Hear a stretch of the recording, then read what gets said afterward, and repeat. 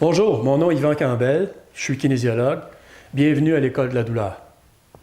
Aujourd'hui, nous allons parler de la fibromyalgie.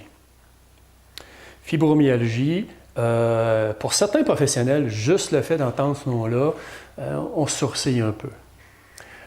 La raison est la suivante, c'est qu'au cours des années 90 et même au début des années 2000, pour la plupart des professionnels de santé, la fibromyalgie était un syndrome qui était considéré comme appartenant à la psychiatrie.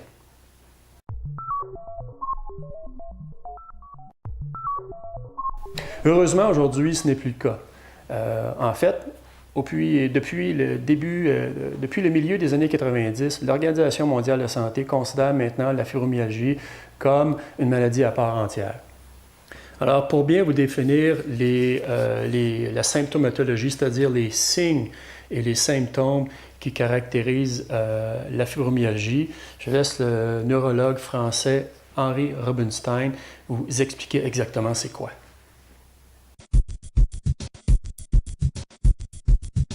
La fibromyalgie est une pathologie qu'on commence à reconnaître.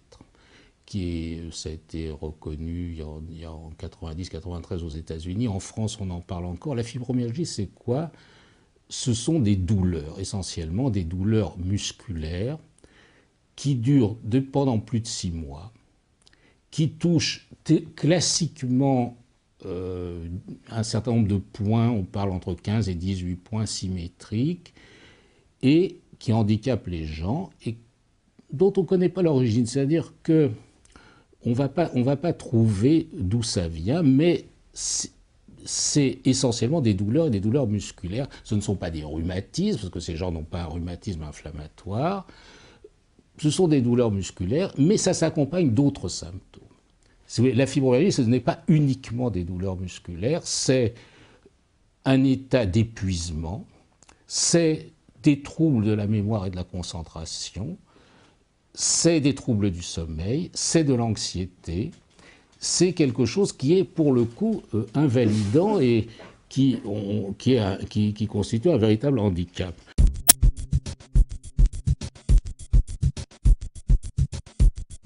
On peut définir des circonstances déclenchantes qui sont soit progressives, soit brutales. On peut définir une personnalité, c'est-à-dire souvent des gens qui sont perfectionnistes, parfois hyperactifs, parfois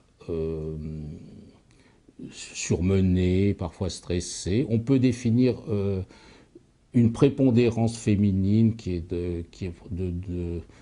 sans doute de 2 sur 3 ou même de 3 sur 4. On peut définir un âge médian qui est entre 30 et 50 ans, donc les âges actifs de la vie. Mais surtout, ce qui est très important, et ce sur quoi j'insiste bien, c'est que c'est une pathologie, d'abord qui s'accompagne, comme je vous l'ai dit tout à l'heure, d'autres choses que de la douleur musculaire en elle-même, mais qui est souvent négligée et mal diagnostiquée, qui n'est pas prise en compte.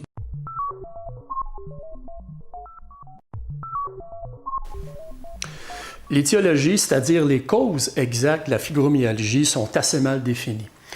Par contre, les chercheurs et les cliniciens s'entendent sur une chose. Chez les fibromyalgiques, c'est le système nerveux qui est en cause, le système nerveux central et le système nerveux périphérique. Donc, les fibromyalgiques sont hypersensibles à la douleur. Ce qu'il faut comprendre, c'est que c'est le système nerveux central qui contient le système de la douleur. Et le système de la douleur, lui, est composé de, en gros, 2 sous-systèmes. Des systèmes qui vont être des accélérateurs, c'est-à-dire qui vont augmenter la douleur, et d'autres systèmes qui vont freiner la douleur. Et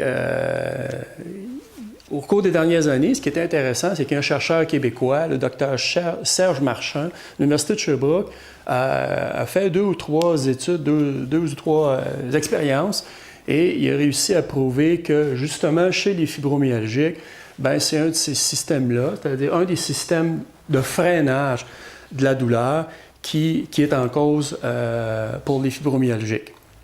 Écoutons le docteur Serge Marchand.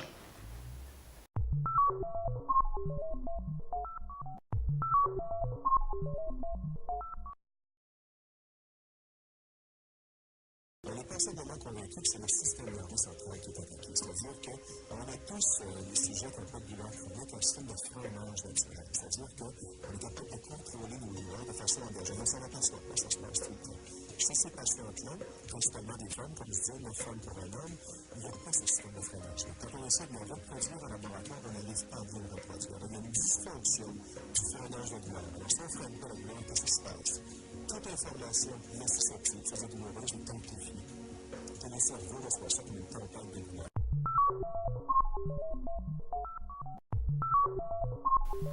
Donc, dans le système identifié par le docteur Marchand, puis en fait, on l'appelle le contrôle inhibiteur descendant diffus.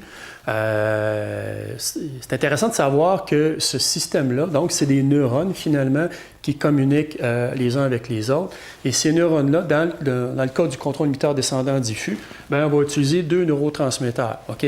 La sérotonine et la noradrénaline. Et ce qui explique que quand on donne des inhibiteurs sélectifs, la recapture de la sérotonine et de la noradrénaline aux fibromyalgiques, donc c'est un antidépresseur. L'antidépresseur, et les gens fibromyalgiques n'ont pas nécessairement de dépression, mais l'antidépresseur va augmenter la quantité de sérotonine et de noradrénaline dans le système nerveux. Et ce que les chercheurs pensent, c'est que c'est simplement là, un déficit au niveau de ces neurotransmetteurs-là qui fait en sorte que le système de freinage ne fonctionne pas bien. Donc, en donnant un médicament qui va augmenter la quantité de ces neurotransmetteurs-là, bien, on va rétablir la fonction du système de freinage. C'est ce qui va faire que chez les patients fibromyalgiques, bien, la douleur va diminuer.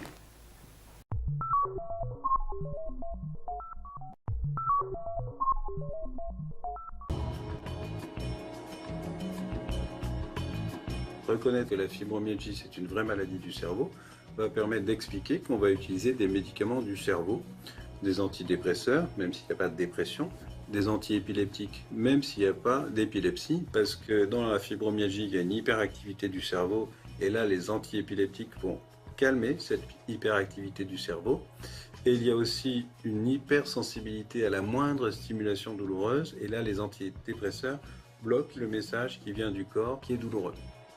Les anti-inflammatoires dans la fibromyalgie doivent être utilisés uniquement s'il y a une poussée aiguë, de façon très ponctuelle.